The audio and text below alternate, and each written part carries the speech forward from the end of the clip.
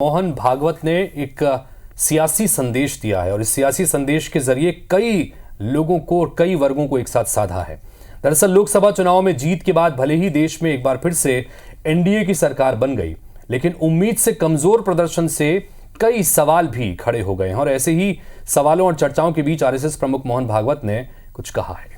बिल्कुल, मोहन भागवत ने लोकसभा चुनाव के दौरान प्रचार के तरीकों और नेताओं के रवैये पर न सिर्फ निशाना साधा बल्कि कई संदेश भी दिए हैं। ये संदेश मोदी के लिए भी हैं और विपक्ष के लिए भी हैं। भागवत ने चुनाव कैंपेन, मणिपुर में अशांति और सियासी मर्यादाओं के साथ नेताओं के अहंकार पर भी कई गंभीर सवाल खड़े किए हैं। सवाल यह है कि संघ प्रमुख ने श्रेय लेने की सियासत का जिक्र आखिर किया क्यों? क्या मणिपुर हिंसा के मामले में केंद्र सरकार के रवैये से वो नाखुश हैं या आरएसएस नाखुश है? ये भी बड़ा सवाल है। और क्या मोदी के वन मैन शो से भी संघ नाराज है क्या?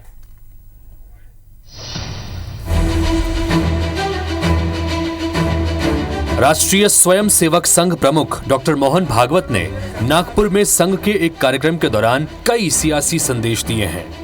भागवत ने लोकसभा चुनाव में राजनीतिक दलों के रवैये पर कई बड़ी बातें कही हैं। भागवत ने दो टूक कहा कि चुनाव प्रचार के दौरान जिस तरह से दोनों पक्षों ने एक दूसरे पर हमला किया, इससे दरारें बढ़ेंगी।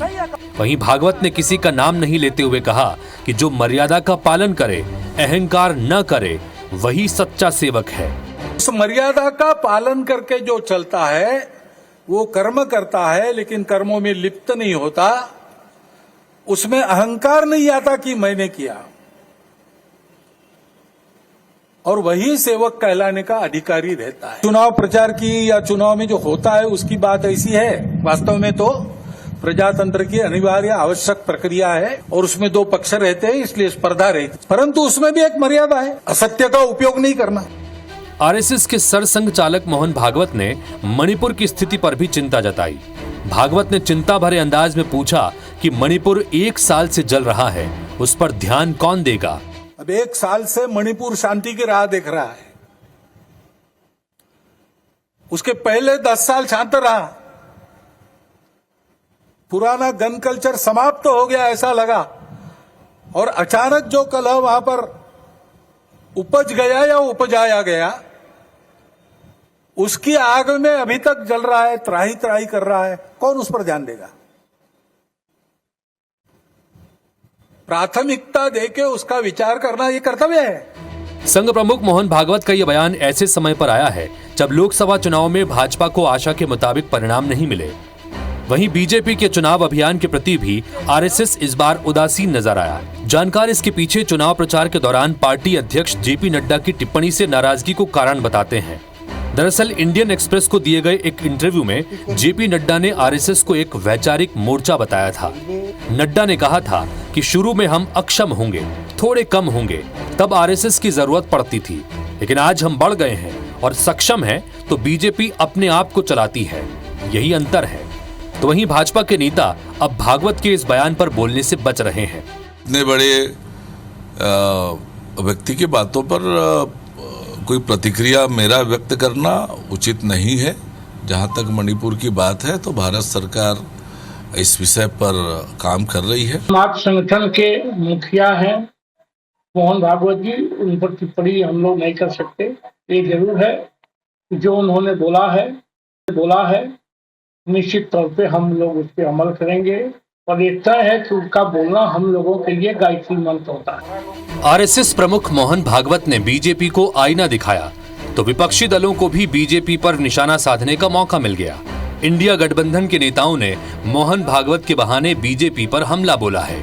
हम थोड़ी बोल रहे हैं, उनके ही जो आरएसएस के जो चीफ है मोहन भागवत जी, उन्होंने भी कहा कि घमंड ज्यादा दिन नहीं टिकता, ऐसा उन्हें इशारा में कह दिया है। Welcome his statement from the bottom of my heart, because Manipur is a part of India.